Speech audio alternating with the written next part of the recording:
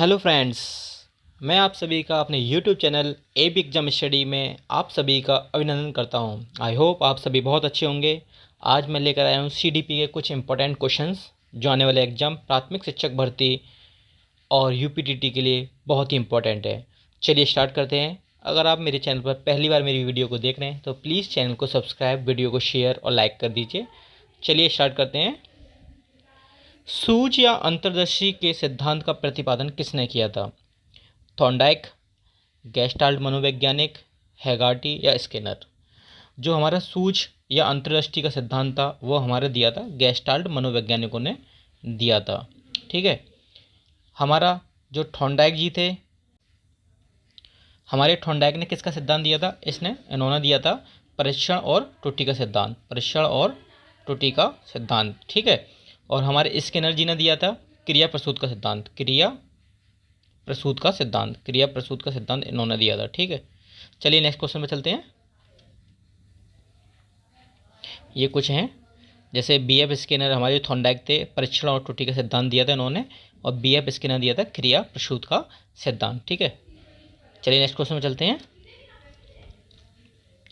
McDougall के अनुसार प्रत्येक मूल प्रवृत्ति संबंध होता है, प्रत्येक मूल प्रवृत्ति का किससे संबंध होता है मैकडूगल के अनुसार? संज्ञान से, संवेग से, संवेदना से, चिंतन से। जो मैकडूगल के अनुसार जो मूल प्रवृत्ति का संबंध होता है वह हमारे संवेग से होता है। संवेग क्या होता है? संवेग बेसिकली हमारे इंटरनली जो हम सोचते हैं, अंतरली अंदर से जो हम सोचते हैं वह एक संवेग होता है, जिसका प्रवृत्ति से, मूल प्रवृत्ति से, हमारी कल्पना से उसका संबंध होता है। चलिए नेक्स्ट क्वेश्चन में चलते हैं। कौन सी शिक्षा मनोविज्ञान की सर्वाधिक व्यक्तिनिष्ठ विधि है?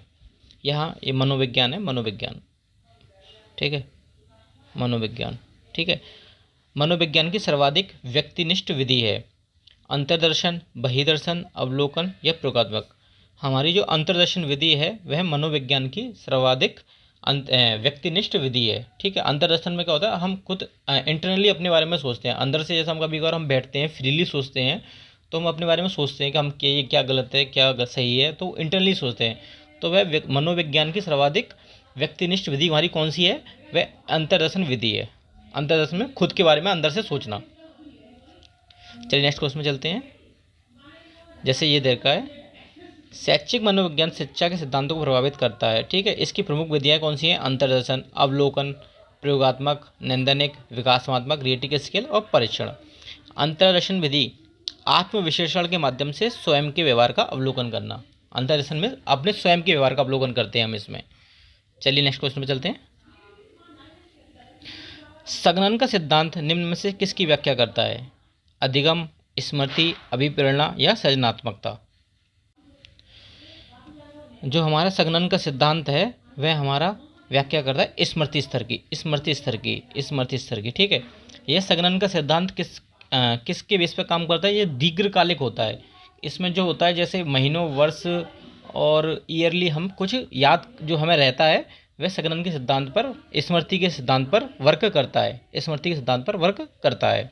जैसे लॉन्ग टर्म मेमोरी को हम यूज करते हैं, लॉन्ग टर्म मेमोरी को, इसलिए इसका जो व्याख्या दी गई है वह स्मृति के आधार पर दी गई है। चलिए नेक्स्ट क्वेश्चन में चलते हैं।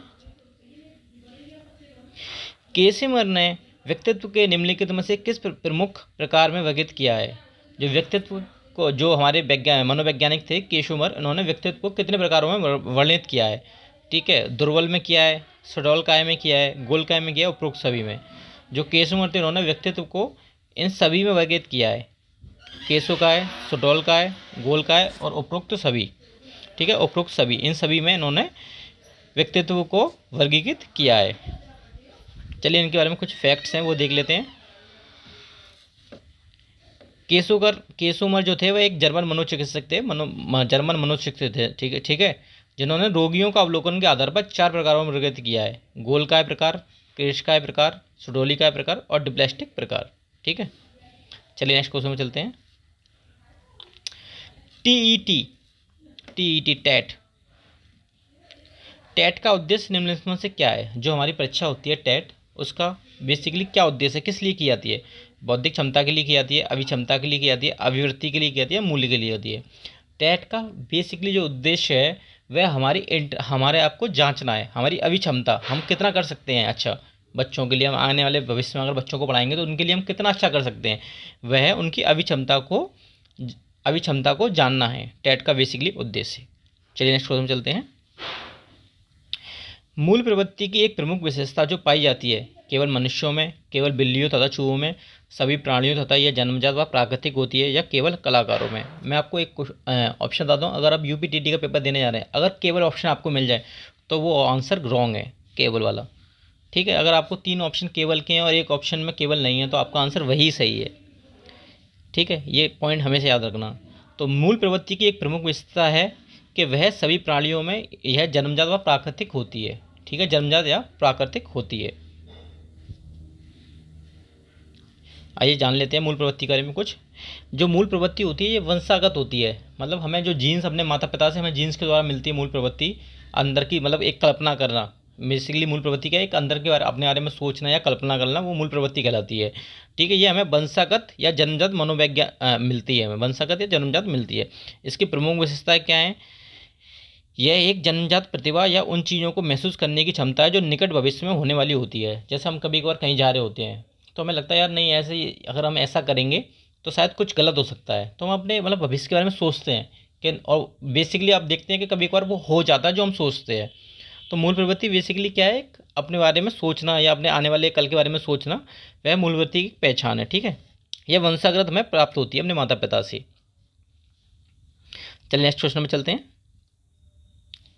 कौन सा बुद्धि का सिद्धांत नहीं है? एक कारक तत्व, द्विकारक तत्व या प्रत्यागमन का सिद्धांत या बहु तत्व सिद्धांत। ठीक है, बुद्धि का सिद्धांत हमारा एक कारक तत्व भी है, इसे एक कारक तत्व भी बोलते हैं, एक तत्व बोलते हैं, द्विकारक तत्व भी बोलते हैं इसे। प्रत्यागमन का सिद्धांत नहीं है हमारा, ठीक है, और बहुकारक तत्व भी है। ठीक है, हमारा जो बुद्धि का एक कारक तत्व है ये किसने दिया? एल्फर्ट बीने ने, एल्फर्ट बीने। ठीक है, बुद्धि का द्विकारक सिद्धांत हमारा किसने दिया? स्पेरीमैन ने, स्पेरीमैन। ठीक है, और हमारा प्रत्यागमन का सिद्धांत इसमें बुद्धि का सिद्धांत नहीं है। बहुकारक तत्व हमारा शायद थर्नडाइक ने दिया है, ये हमारा थर्नडाइक ने दिया है। ठीक है, चलिए नेक्स्ट क्वेश्चन पे चलते हैं। बेसिकली प्रत्यागमन क्या होता है? प्रत्यागमन का सिद्धांत ये क्या है? यह चर के बीच संबंधों का आकलन करने के लिए एक सांख्यिक प्रक्रिया है। जो हमारे चर होते हैं उनके बीच एक संबंध स्थापित करता है। ठीक है, यह एक सांख्यिक एक प्रक्रिया है। चलिए नेक्स्ट क्वेश्चन चलते हैं। निम्न में से कौन सी एक अंतःस्रावी गिनती नहीं है? एंडल गिनती, प्यूस गिनती, लार गिनती या थोराइड गिनती। तो हमारी अंतःस्रावी गिनती मतलब जो इंटरनली पाई जाती है, तो वो कौन सी नहीं है? वह हमारी लार गिनती नहीं है। ठीक है, प्यूस गिनती हमारे अंदर पाई जाती है, एंडल गिनती भी हमारे अंदर पाई जाती है और थायराइड गिनती भी। लार गिनती नहीं पाई जाती है। लार गिनती जो बेसिकली एंजाइम्स लीव करती है,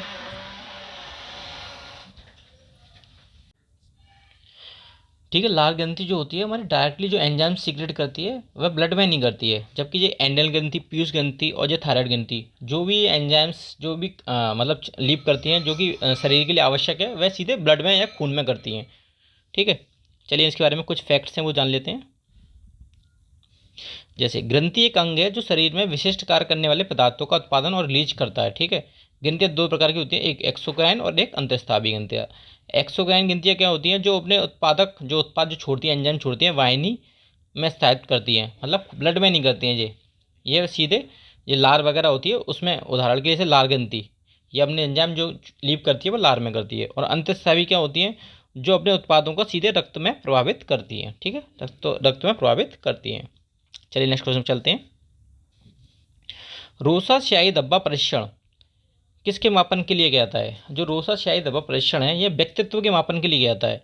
व्यक्तित्व के गुणों को मापने के लिए किया जाता है रोसा स्याही धब्बा परीक्षण, या व्यक्तित्व के आंतरिक मतलब अवलोकन करने के लिए किया जाता है। यह कब किया गया? सन 1921 में, सन 1921 में इसे किया गया, 1921 में। चलिए नेक्स्ट क्वेश्चन चलते हैं। कौन सी बुद्धि लब्धि मंद बुद्धि वाले बच्चों के प्रशंसनीय बुद्धि लब्धि स्तर कहलाता है? अच्छा क्वेश्चन है, आने की संभावना हर बार इसकी रहती है। 70 to 79, 50 to 69, 36 to 49 या 35 या उससे कम। तो हमारा जो मंद बुद्धि वाले बच्चों के लिए प्रशिक्षण बुद्धि लब्धि कौन सी है? वो 36 to 49 है। आइए कुछ फैक्ट्स हैं वो देख लेते हैं। जैसे हल्की मध्यता के बच्चे जो होते हैं उनकी मध्यता की बुद्धि लब्धि 50 से 70, मध्यम मध्यता के लिए 35 से 50, ठीक है। गंभीर मध्यता के लिए जो बहुत ही गंभीर होते हैं भी 20 से 35, और जो बिल्कुल ही मतलब इनमें बुद्धि नहीं होती है उनकी जो बुद्धि लब्धि होती है वो 20 से कम होती है। चलिए नेक्स्ट क्वेश्चन चलते हैं। निम्न में से बुद्धि लब्धि की गणना करने के लिए सही सूत्र कौन सा है? तो IQ के लिए पूछ रहा है हमारा, जो ये पूछ रहे हैं IQ का फॉर्मूला पूछ रहे हैं। तो IQ का फॉर्मूला होता है MA/CA, मेंटल एज अपॉन वास्तविक आयु इंटू 100। तो ये हमारा आंसर सही है। इंपॉर्टेंट क्वेश्चन है, आने की पॉसिबिलिटी रहती है इसकी। चलिए नेक्स्ट क्वेश्चन चलते हैं। शारीरिक विकास को प्रभावित करने वाला कारक कौन सा है? शारीरिक विकास, जब हम धीरे धीरे, हम बचपन से धीरे, आपने देखा है कि हम धीरे धीरे बड़े होते हैं, तो आपने देखा है कि वंशानुक्रम मतलब जो जीन्स होते हैं वह भी विकास के लिए रिस्पॉन्सिबल हैं, वातावरण भी रिस्पॉन्सिबल है, और हम जो खेल और व्यायाम करते हैं वह भी रिस्पॉन्सिबल है। आप सभी ने देखा है कुछ जो लोग होते हैं, बच्चे होते हैं, वो अपने माता पिता के ऊपर जाते हैं। अगर उनके माता पिता लंबे हैं तो उनकी हाइट भी अच्छी आती है, और माता पिताओं की हाइट कम है तो उनकी हाइट भी कम हो जाती है। तो वंशानुक्रम भी हमारा शारीरिक विकास के लिए रिस्पॉन्सिबल है। वातावरण जिसमें हम रहते हैं वो तो मोस्ट इंपॉर्टेंट है कि वातावरण कैसा है, ठीक है। और खेल और व्यायाम ये भी शारीरिक विकास के लिए बहुत ही इंपॉर्टेंट है। तो उपरोक्त सभी इसका उत्तर होगा। चलिए नेक्स्ट क्वेश्चन में चलते हैं। फ्रेंड्स, अगर आपको मेरी वीडियो अच्छी लग रही है, आई होप शायद आपको कुछ कमी लग रही है, तो प्लीज़ मुझे कमेंट करके ज़रूर बताएं। आपके व्यूज़ मुझे मोटिवेट करते हैं, आपके लिए मैं अच्छा करने की हमेशा कोशिश करता हूँ और करता रहूँगा। तो प्लीज़ एक बार वीडियो को शेयर, चैनल को सब्सक्राइब कर दीजिए। बस आपसे मेरी यही आशा है, बस प्लीज़ लेकिन एक बार वीडियो को शेयर ज़रूर कर दीजिए, ठीक है। चलिए आगे चलते हैं। चिंतनशील सोच की चर्चा इनमें से किसमें नहीं की गई, किसने की है? चिंतनशील सोच, जो चिंतनशील सोच की जो चर्चा की थी वो हमारे जॉन ड्यूवी, ठीक है, जॉन ड्यूवी ने की थी। जॉन ड्यूवी ने चिंतनशील की सोच की चर्चा की थी। पियाजे के अनुसार संज्ञानात्मक विकास की द्वितीय अवस्था कौन सा है? तो पहली अवस्था हमारी कौन सी है? संवेदीगामक अवस्था। जो इसकी संवेदीगामक, ठीक है, पहली अवस्था है। इसकी जो समय होता है वो 0 से 2 वर्ष होता है। दूसरी हमारी पूर्व संज्ञानात्मक अवस्था, इसका जो टाइम होता है 2 से 7 वर्ष होता है, 2 से 7 वर्ष। तीसरी हमारी मूर्त संज्ञानात्मक अवस्था, इसका जो होता है समय 7 से 12 वर्ष, ठीक है। और इसका जो होता है 12 से अबव, ठीक है। अब हमारा आंसर कौन सा है इसमें? पूर्व संज्ञानात्मक अवस्था द्वितीयक अवस्था है, ठीक है। संवेदीगमक बाल जब से 0 से 2 वर्ष के लिए होती है, ये आप सभी को पता है, ठीक है। पूर्व संज्ञानात्मक अवस्था कैसे कहते हैं? जैसे दोहरापन, जिसमें हम बच्चा दोहराता है। जैसे हम कुछ बोलते हैं आ तो बच्चा ही बोलता है आ, हम बोलते हैं पापा तो बच्चा ही बोलता है पापा, तो बच्चा दोहराता है। मूर्त संज्ञानात्मक अवस्था क्या होती है? जिसमें हम बच्चों को मतलब चीज़ें दिखाते हैं, चीज़ें दिखाकर स्पष्ट ऑब्जेक्ट दिखाते हैं। हम स्कूलों में जाते हैं, बच्चों को जब भेजते हैं तो वहाँ पर उनको एक, जैसे अवेकस देखा होगा आपने, गणना करने के लिए होता है, वह दिखाया जाता है। कुछ ड्राइंग्स दिखाई जाती हैं जिसे देखकर बच्चा कल्पना करता है, ठीक है। और औपचारिक क्या होती है? जिसमें बच्चे को मतलब खुद से अपने आप से चिंतनशील मतलब कल्पना करना सीखता है। वहाँ उसे वस्तुएं नहीं दिखाई जाती है, खुद से कल्पना करता है। चलिए नेक्स्ट क्वेश्चन में चलते हैं। वह विज्ञान जो संख्यात्मक पदार्थ को एकत्र करने, विभाजित करने, प्रस्तुत करने, तुलना करने और व्याख्या करने की विधि से संबंधित है कहलाता है, वह कहलाता है सांख्यिक कहलाता है। चलिए नेक्स्ट क्वेश्चन में चलते हैं। निम्न में से कौन सा विस्मृति का कारण नहीं है? विस्मृति का कारण नहीं है अधिगम में कमी, मानसिक द्वंद्व, अधिगम की दोषपूर्ण विधियाँ या स्मरण करने की इच्छा। विस्मृति में मतलब स्मृति में हमने जो याद किया है, विस्मृति में जो हम भूल गए हैं तो उसका कारण नहीं है। तो स्मरण करने की इच्छा उसका कारण नहीं है। स्मरण में हम किसी को याद करेंगे तो उसमें विस्मरण का तो कोई महत्व है ही नहीं है। तो हमारा आंसर दूसरा है। अगर अधिगम में कमी है तो हमें विस्मरण हो सकता है, मानसिक द्वंद्व है तो भी हमें विस्मरण हो सकता है, ठीक है, हमें मतलब याद नहीं कर सकते हैं, भूल जाते हैं। अधिगम की दोषपूर्ण विधियों के कारण भी हमें विस्मरण या मतलब विस्मरण में याद ना करना हो सकता है। चलिए नेक्स्ट क्वेश्चन में चलते हैं। पिछले बच्चों के लिए शैक्षिक लब्धि की अवधारणा किसने दी है? ठीक है, पिछले बच्चों के लिए शैक्षिक लब्धि की अवधारणा जो दी है हमारे, वो सीरियल बर्ड ने दी है। दर्पण चित्र परीक्षण किसके मापन हेतु प्रयोग किया जाता है? दर्पण चित्र का परीक्षण बेसिकली जो हम करते हैं अधिगम की गति को मापने के लिए किया जाता है। अधिगम मीन्स हमने क्या सीखा, कितना सीखा, कितने समय में सीखा। बेसिकली दर्पण चित्र का प्रयोग उस अधिगम को मापने के लिए हमारे मतलब हमने जो सीखा है अपनी लाइफ में उसको जानने के लिए किया जाता है। जित्रपा चित्र के बारे में है, सीखने की दर, हाथ आंख के समन्वय और न्यूरोसाइकोलॉजिकल क्षति को मापने के लिए किया जाता है। ठीक है, चलिए नेक्स्ट क्वेश्चन चलते हैं। अल्बर्ट बंडूरा किससे संबंधित है? अगर आपको बंडूरा कहीं भी मिल जाए तो आप समझ लिए उसका आंसर सामाजिक है। हमारे एल्बर्ट बंडूरा थे, वे सामाजिक थे, सामाजिक मनोवैज्ञानिक थे, तो उनका संबंध सीधा सामाजिक अधिगम सिद्धांत से है। बंडूरा साहब आपको एग्जाम में कहीं भी दिख जाए तो सामाजिक आंसर आंख बंद करके लगा देना, वह आंसर सही होगा। चलिए नेक्स्ट क्वेश्चन चलते हैं। भारतीय संविधान के किस अनुच्छेद में 6 से 14 आयु वर्ग के बच्चों के लिए निःशुल्क शिक्षा का अनिवार्य शामिल किया गया है? यह किया गया अनुच्छेद 21A में। अनुच्छेद 21A में सीखी गई बातों को धारण करने और पुनः स्मरण करने में असफल होना क्या कहलाता है? विस्मरण, स्मरण, धारण या चिंतन? क्या कहलाता है? विस्मरण कहलाता है, स्मरण कहलाता है, धारण कहलाता है या चिंतन कहलाता है? जो हम सीखते हैं और उसे पुनः स्मरण करने में असफल होना वह हमारा कहलाता है विस्मरण करना। विस्मरण करना मतलब भूल जाना उसे। जैसे हमने कुछ याद किया और पेपर के समय में उसे हम भूल गए, तो उससे हम क्या होगा, हम असफल होंगे। तो उसका हमारा रीजन क्या रहा? विस्मरण रहा। रीजन हमारा विस्मरण रहा। आक्रामक तर्क के स्तरों में कौन सा शामिल नहीं है? अवलोकन, प्रयोग, सामान्यीकरण या कल्पना? बेसिकली आज्ञानात्मक क्या होता है? पहले हम उदाहरण देते हैं, फिर हम नियम को समझाते हैं, वह होता है हमारा आज्ञानात्मक। आ से उदाहरण, आ से क्या होता है? उदाहरण।